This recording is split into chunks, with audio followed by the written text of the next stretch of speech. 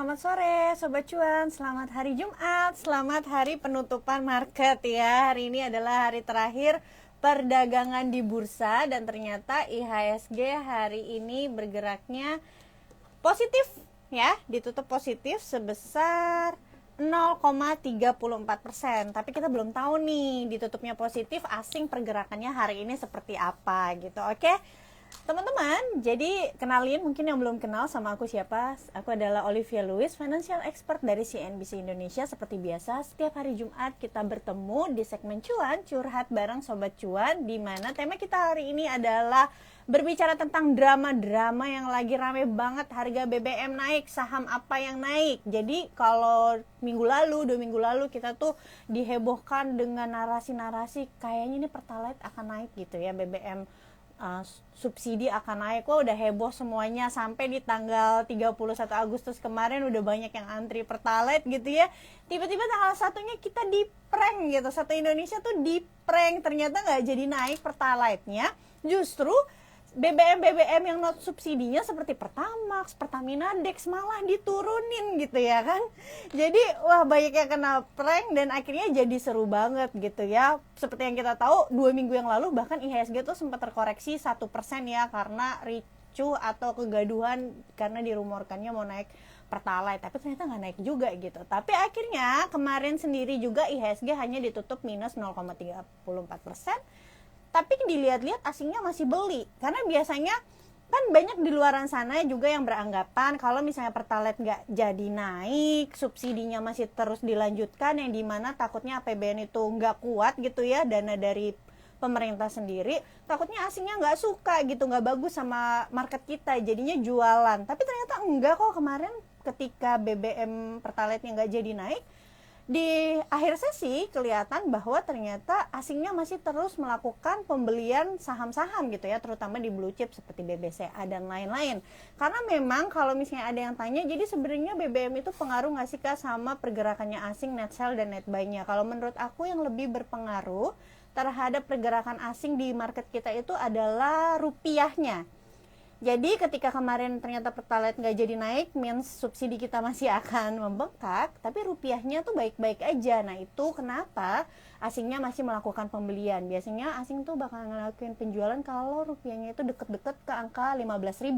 Tapi sekarang kan rupiahnya masih ke 14.000. Jadi currency risk-nya mereka mungkin masih dalam batas aman seperti itu.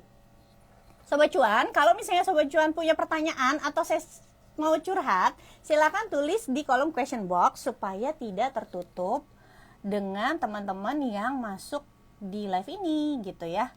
Oke, jadi kalau misalnya kita tanya saham apa aja yang naik, banyak nih. Malahan kalau misalnya kita lihat movers ya, dari gainersnya sendiri gitu hari ini dan juga kemarin, banyak saham-saham yang tidak berhubungan dengan BBM malah naik gitu ya. Biasa kalau top gainers itu kan ya memang kebanyakan saham-saham siluman ya. Tapi sebenarnya apa aja sih yang diuntungkan kalau misalnya Pertalite itu nggak jadi naik gitu ya? Ya udah pasti perusahaan-perusahaan yang memproduksi barang gitu ya, apalagi distribusi barang. Kenapa? Karena beban logistik mereka itu tidak ikut naik seperti itu ya. Kayak misalnya contoh mungkin yang jual manufaktur gitu, barang-barangnya dijual karena Pertalite nggak jadi naik, kan rencananya itu Pertalite mau dinaikkan dari 7.600 ke 10.000, jadi kisaran naiknya itu 25%.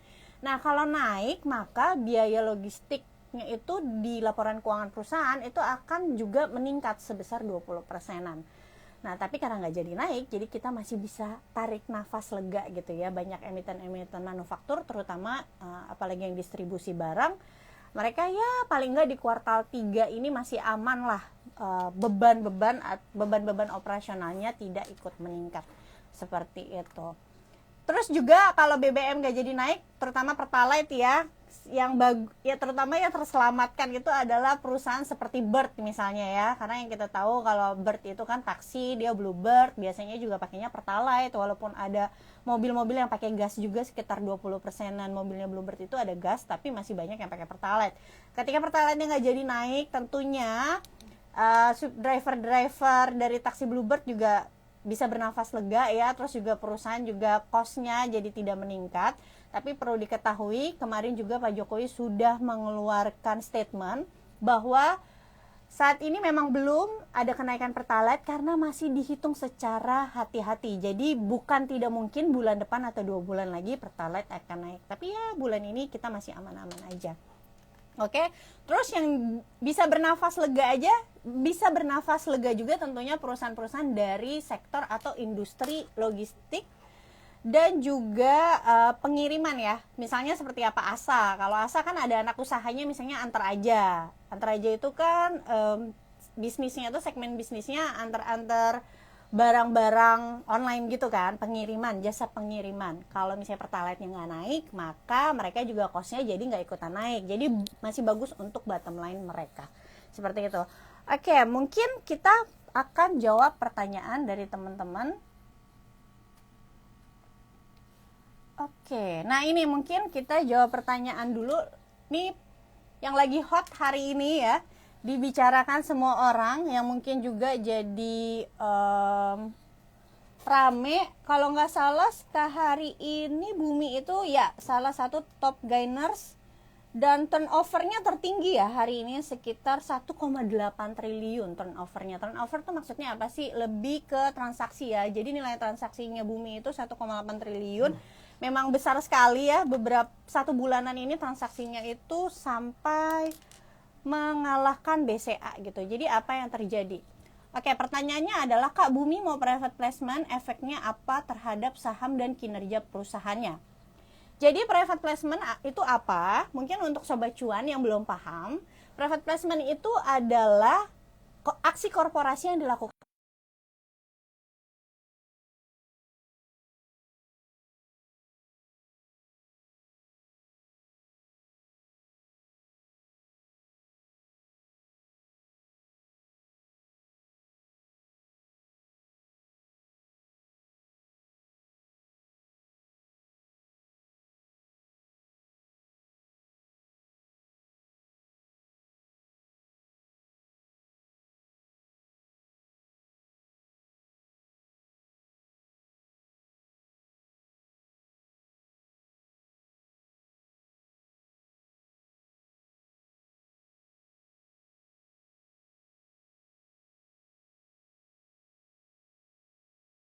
Halo?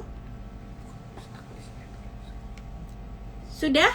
Sudah bisa dengar?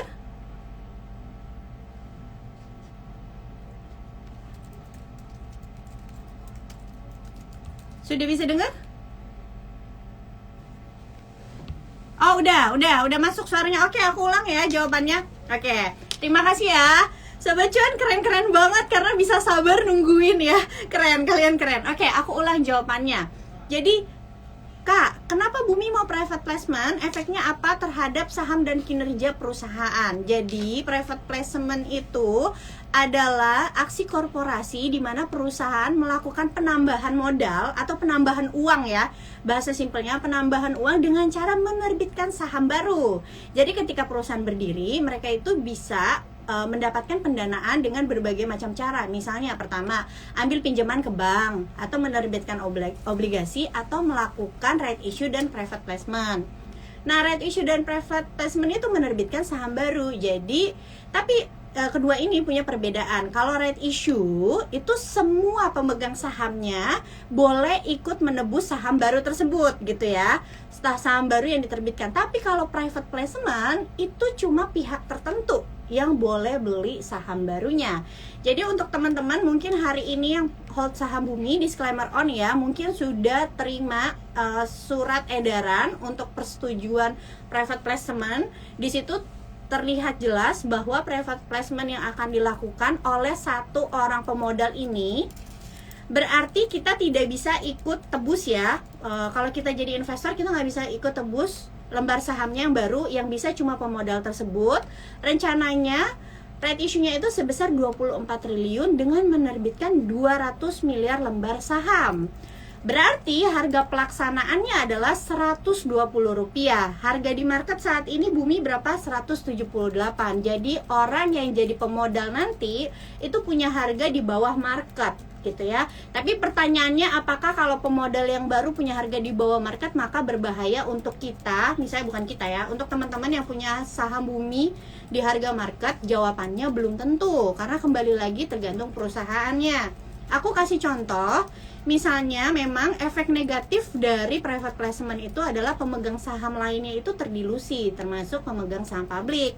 Tapi nih, aku akan kasih contoh misalnya MDKA. MDKA itu awal tahun atau tahun lalu, aku lupa, sempat ngadain private placement, teman-teman, di harga 2.200 ya. Yang dimana waktu itu harganya itu lebih rendah daripada harga market, tapi ternyata tidak mempengaruhi harga marketnya gitu ya. Jadi semua balik lagi tergantung ke perusahaannya. Nah, efeknya bagaimana terhadap kinerja perusahaannya? Jadi teman-teman, private placement ini kan akan menarik dana sekitar 24 triliun atau mengumpulkan dana sebesar 24 triliun. Kalau teman-teman sudah baca surat edarannya, tujuan dari private placement ini dananya nantinya akan dipakai untuk bayar hutang-hutang dari Bumi. Jadi Bumi itu punya hutang PKPU, ya di mana hutangnya ini kan akan jatuh tempo. Nah, 24 triliunnya ini direncanakan akan dipakai untuk membayar hutang-hutangnya. Jadi sekarang itu posisi ekuitas dari Bumi itu kan negatif ya, 5 triliun. Nanti ketika hutang-hutangnya dibayar, maka ekuitas negatifnya itu akan berkurang menjadi lebih kecil, dan juga debt to equity ratio-nya tentu akan berubah menjadi lebih kecil. Seperti itu ya, teman-teman. Jadi pengaruh ke kinerjanya tentunya ketika hutangnya berkurang, maka beban bunga yang dibayar oleh Bumi akan juga berkurang gitu ya. Jadi akan membantu bottom line dari perusahaan. Disclaimer, nanti Sobat Cuan bisa baca lagi surat edarannya. Ini dari yang aku baca ya. Lalu nih Sobat Cuan, jadi kalau misalnya Sobat Cuan sekarang lihat misalnya Bumi itu untuk komposisi, mungkin Sobat Cuan kalau nggak tahu cara lihat komposisi pemegang saham itu di mana, bisa lihat di RTI Bisnis seperti ini ya. Komposisi pemegang sahamnya itu kan 72%-nya masyarakat sekarang. Tapi after dari private placement yang dimana menerbitkan 200 miliar lembar saham, itu akan berubah nanti komposisinya, komposisi kepemilikannya. Jadi si pemodal yang baru ini akan menjadi majority shareholder atau pemegang saham pengendali dengan porsi 58%, karena si masyarakatnya akan terdilusi tadi ya. Jadi kalau kita lihat di sini, sekarang itu lembar saham Bumi 134 miliar akan ditambah 200 miliar. Jadi nanti totalnya akan ada 300 miliar lembar saham, 200 miliarnya dimiliki oleh si penebus private placement. Jadi nanti dia yang akan memegang kepemilikan terbesar di saham Bumi sebesar 58%. Kalau kalian tanya, Kak Olive dapat datanya dari mana? Ada di surat edarannya, dan itu bisa dilihat oleh siapapun. Kalau misalnya teman-teman gak dapat surat edarannya, bisa baca di berita. Oke, googling aja ya. Itu tadi untuk Bumi. Kita move ke pertanyaan selanjutnya. Kalau ada pertanyaan, tulisnya di question box ya teman-teman. Oke, pertanyaan selanjutnya nih, bagus banget nih pertanyaannya. Siapa pembelinya? Belum diinfoin siapa pembelinya. Jadi kalau teman-teman lihat surat edarannya, belum ada nama siapa pembelinya, tapi baru dikasih clue aja, katanya pihak yang memiliki afiliasi ke salah satu pemegang saham pengendali, seperti itu. Oke, jadi ICBP ini juga 2 hari lalu sempat heboh karena ternyata sempat ARB ya, hasil resultnya kurang bagus nih. Jadi banyak yang bertanya-tanya juga ke aku, Kak, apakah ICBP akan seperti SIDO muncul nih harga sahamnya dan lain-lain. Seperti juga pertanyaan berikut ini, alasan kenapa laba bersih ICBP turun dan bagaimana prospek Q3-nya. Oke, jadi untuk ICBP sendiri itu kondisinya berbeda sama SIDO muncul ya Sobat Cuan. Kalau SIDO muncul itu memang pendapatannya juga turun, tapi kalau ICBP ini enggak. Yang turun itu laba bersihnya. Pendapatannya itu justru sebenarnya bertumbuh 20%. Kalau pendapatan bertumbuh itu artinya kan penjualan dia sebenarnya sebenarnya masih bagus kan. Penjualan secara volume atau juga secara harga, orang-orang masih beli gitu barangnya, masih bertumbuh. Tapi kenapa laba bersihnya bisa minus? Dikarenakan beban pokok penjualannya itu naik signifikan sehingga gross marginnya itu turun dari yang tahun lalu 36% jadi 31%. Penyebab beban pokok penjualannya itu naik signifikan apa sih gitu kan? Penyebabnya adalah kenaikan harga gandum. Jadi kalau sobat cuan, ini aku kasih kisi-kisi, bukan kisi-kisi sih, cheat sheet ya. Kalau sobat cuan mau lihat data untuk ngelihat harga gandum itu lihat di mana? Sobat cuan bisa buka yang namanya tradingeconomics.com. Di situ sobat cuan bisa dapetin data harga gandum. Jadi di bagian komoditis terus juga weight. Kalau kita lihat di sini per kuartal 2 itu memang dari April sampai Juni harga gandumnya itu masih mahal ya, masih tinggi. Bahkan di bulan Mei sempat nyentuh di 1.300 US dollar gitu ya. Sedangkan nih makanya di laporan keuangannya beban pokok penjualannya jadi naik. Sedangkan kalau di kuartal 3 nih sobat cuan, di sini kita lihat datanya, apalagi 2 bulan terakhir ini gandum itu harganya sudah turunnya ke 775 US dollar. Jadi turunnya itu harga gandum hampir 50%. Jadi seharusnya di kuartal 3 nanti beban pokok penjualan dari ICBP itu tidak akan sebesar sekarang gitu ya. Jadi kalau misalnya sobat cuan meyakini ICBP akan ada perbaikan di laporan kuartal ketiganya karena gandum yang tidak setinggi kuartal 2, maka bisa jadikan penurunan harga ICBP sebagai kesempatan untuk membeli. Disclaimer on, analisa lagi lebih dalam. Tapi juga perlu perhatiin ICBP itu punya hutang dalam bentuk US dollar, jadi tentunya kurs akan sangat mempengaruhi ya. Jadi kalau kurs kita deket-deket 15.000 itu biasanya ya nanti dia bayar hutangnya, beban bunganya juga jadi ikutan gede gitu. Terus sama perhatian juga mungkin resiko dari kenaikan harga BBM tadi gitu, karena kalau dilihat juga beban pengangkutan dari ICBP itu naiknya juga cukup lumayan, karena ya itu tadi kita juga bahan bakar kan naik ya beberapa waktu terakhir. Nanti kalau misalnya lebih naik lagi, ini akan naiknya lebih tinggi lagi. Tapi masalah utamanya adalah tetap di bagian beban pokok penjualan, yaitu harga gandum gitu. Selebihnya harusnya masih oke. Seperti itu. Sama mungkin kalau teman-teman lihat ada biaya promosi dari ICBP itu meningkatnya juga cukup tinggi, karena ICBP meluncurkan produk-produk baru. Biasa memang kalau perusahaan meluncurkan produk baru, mereka butuh dana untuk pasang iklan, promosi, dan lain-lain. Oke, pertanyaan selanjutnya. Ayo, kalau punya pertanyaan di kolom question box, nanti nggak kejawab loh. Oke, ini dulu ya. Mengingat banyaknya bad news bulan ini, serta menuju window dressing dan naik lagi untuk Januari efek. Sebelum Januari efek, kita window dressingnya itu justru biasanya ada di Desember ya. Ada di Desember.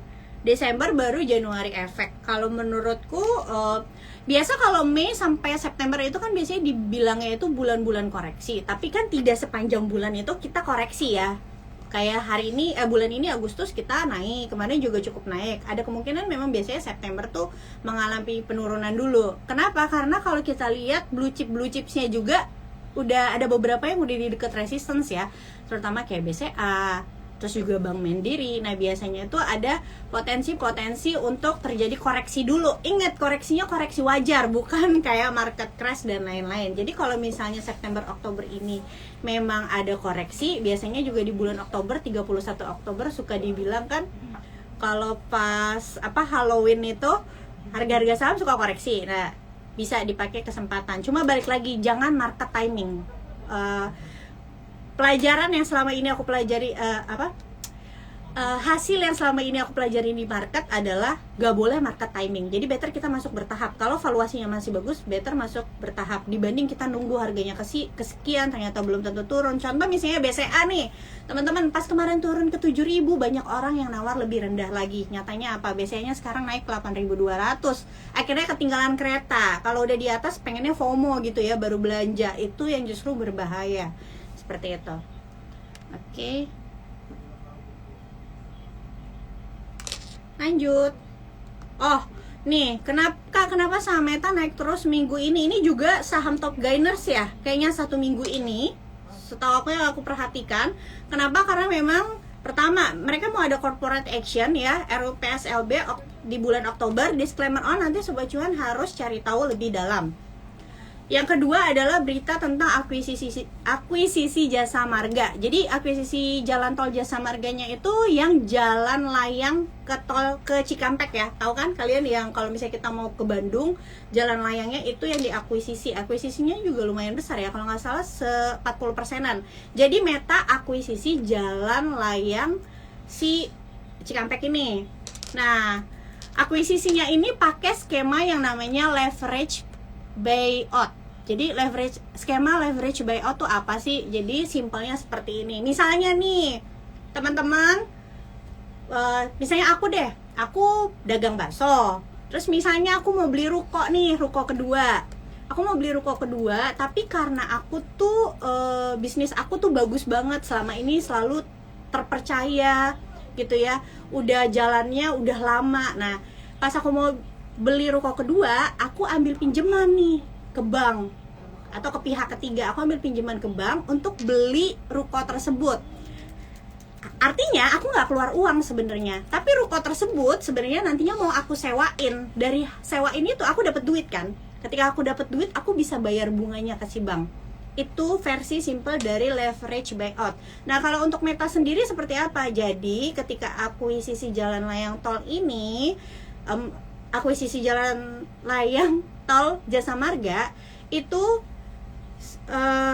Meta pinjem uang dari dana pihak ketiga atau misalnya dari bank. Nanti dia akan akuisisi jalan layang tersebut, yang dimana jalan layang tersebut akan kasih pendapatan atau revenue dari mobil-mobil yang lewat. Nah, penghasilan atau revenue dari mobil-mobil yang lewat tersebut yang nantinya akan dipakai untuk membayar bunga kepada pihak yang minjemin dia duit. Artinya dia dapat aset jalan layang tapi gratis gitu, karena duitnya dipinjemin dari luar, dan ini pinjamannya itu jangka panjang dengan bunga yang rendah. Kenapa pihak ketiga bisa minjemin si Meta ini? Kalau Sobat Cuan lihat di profile di RTI Bisnis, pemegang saham pengendali dari Meta itu adalah PT Metro Pacific. Jadi siapa PT Metro Pacific ini? Ini adalah perusahaan milik Grup Salim.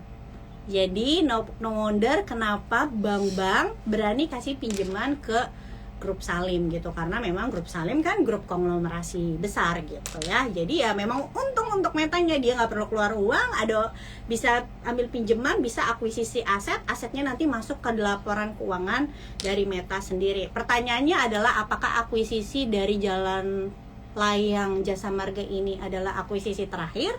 Jawabannya belum tentu, karena kalau misalnya teman-teman lihat di RTI Bisnis ya, bagian news itu aku baca sendiri, Meta sendiri juga lagi genjot project jalan tol.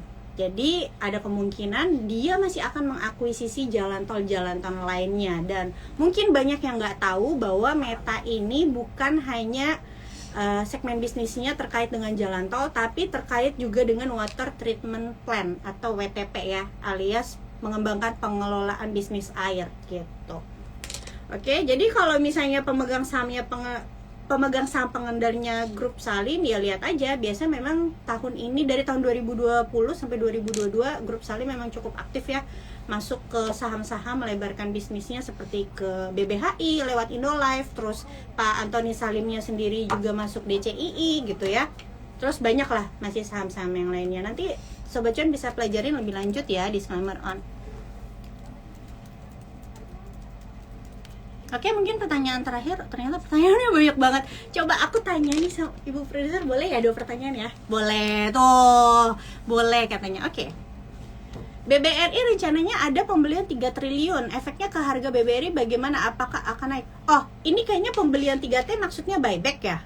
Aku belum baca beritanya jujur aja, tapi kalau yang dimaksud adalah buyback, biasanya buyback itu artinya seperti ini. Kalau perusahaan menjalankan buyback, biasanya mereka menganggap harga saham dari perusahaannya itu saat ini tidak mencerminkan valuasi yang sesungguhnya, alias mereka menganggap oh harga sekarang ini kayaknya terlalu rendah, dan mereka meyakini valuasi perusahaannya di atas itu, makanya karena rendah ya mereka buyback gitu, seperti itu. Atau kemungkinan kedua adalah karena Bank BRI itu bagi dividennya jumbo ya, kemarin aja dividen payout ratio-nya 80%, jadi bisa jadi mereka buyback untuk supaya shares untuk pembagian dividennya jadi lebih gede lagi. Tentu aja efeknya adalah sangat positif dong, karena buyback itu mengurangi lembar saham yang beredar, artinya EPS itu bisa meningkat teman-teman ya, jadi sangat positif seperti itu. Oke, satu pertanyaan terakhir. Oh iya kakak, buyback, iya benar. Oh iya, kalau buyback seperti itu tadi jawabannya, jadi harusnya positif.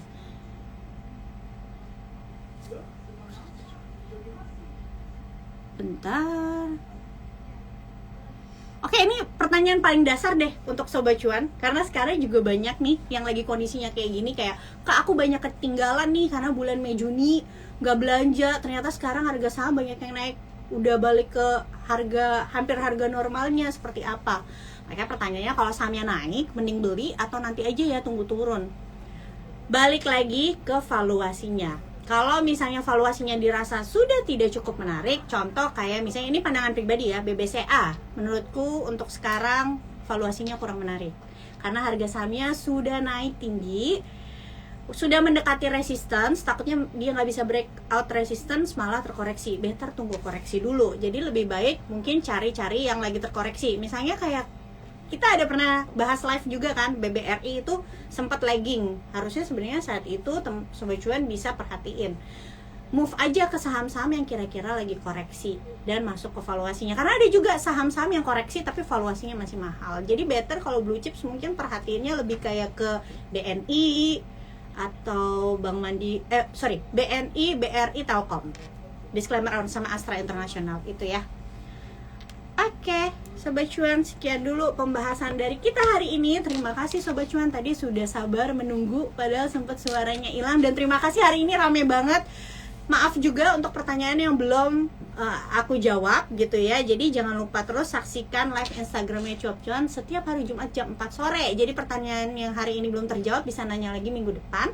Lalu juga setiap Senin kita selalu ada live Instagram kolaborasi bersama CNBC Indonesia jam 8.30 pagi. Jadi Sobat Cuan itu bisa update informasi seputar saham di hari Senin dan juga hari Jumat. Sobat Cuan, aku mau ngingetin dengerin terus podcast Cuap Cuan di Spotify, Apple Podcast, Google Podcast, and Anchor. Terus jangan lupa juga untuk follow Instagram cuap_cuan.